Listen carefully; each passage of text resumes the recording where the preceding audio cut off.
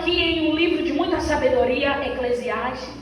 Alguns dizem que quem escreveu foi Salomão, outros dizem que não, mas vamos acreditar que foi Salomão, né? Assim também como ele escreveu o livro de Provérbios e o livro de Cantares. Algumas frases diferentes da vida desse homem, na vida de Salomão.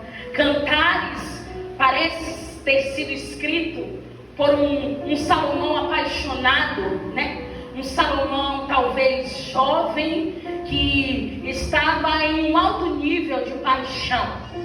Provérbios, um livro de muita sabedoria, um livro de direção, um livro que para os nossos dias hoje nos ensina muito a respeito de como viver uma vida de justiça, a respeito de como viver uma vida de sabedoria diante de Deus.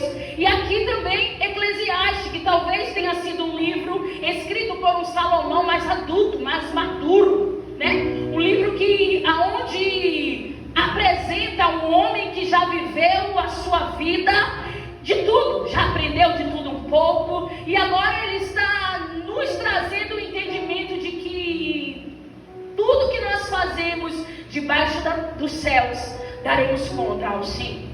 E nesse capítulo 11, o qual nós acabamos de ler, e é o tema desse aniversário, desse 15º ano de aniversário desse ministério. É um tema, queridos, bastante complexo. Digo para vocês que quando eu li esse tema, eu disse, meu Deus, eu vou falar de quê? Para onde eu vou aí? O que é que Salomão quer nos ensinar? O que é que o Senhor tem para nessa noite trazer de entendimento e de aprendizado para a sua igreja?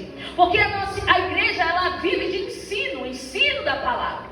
E estudando acerca desse capítulo, primeiro eu quero que você entenda melhor o que é que Salomão ele estava querendo dizer quando ele disse, lance o teu pão sobre as águas. Podemos, claro, fazer uma viagem nessa palavra, nesse texto, e trazer inúmeras coisas para se ministrar nessa noite.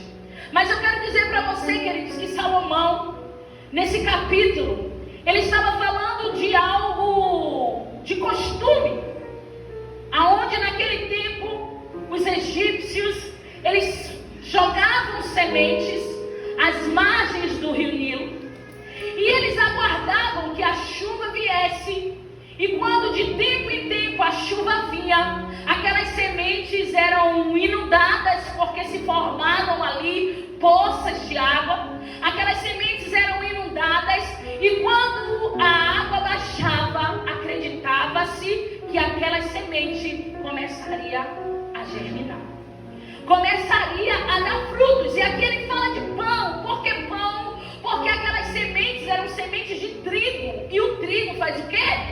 O pão. E aí Salomão aqui ele está dizendo, lança o teu pão sobre as águas. É interessante, queridos, esse texto, essa palavra, porque automaticamente quando eu leio, eu percebo que Salomão talvez estivesse querendo falar de confiança. Porque muitas vezes nós estamos diante de situações aonde se lançar algo no escuro nos traz incertezas, nos traz muitas vezes medo, insegurança e dúvida.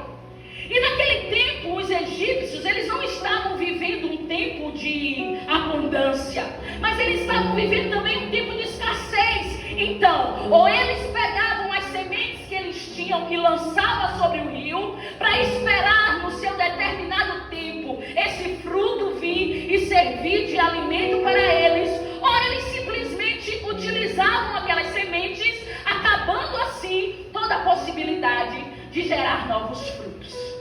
E quando eu leio essa palavra de ensino de Salomão, eu trago para as nossas vidas atuais, dos dias de hoje. Talvez você está aqui hoje, talvez você veio a este lugar ouvir essa palavra, você já tinha lido até esse tema, já tinha lido esse texto, e talvez você se sentiu confrontado em algum momento. Porque lançar sementes não é algo fácil. Ninguém quer perder algo. A gente sempre quer ter algo. E aqui Salomão está nos desafiando a sermos homens e mulheres corajosos. Homens e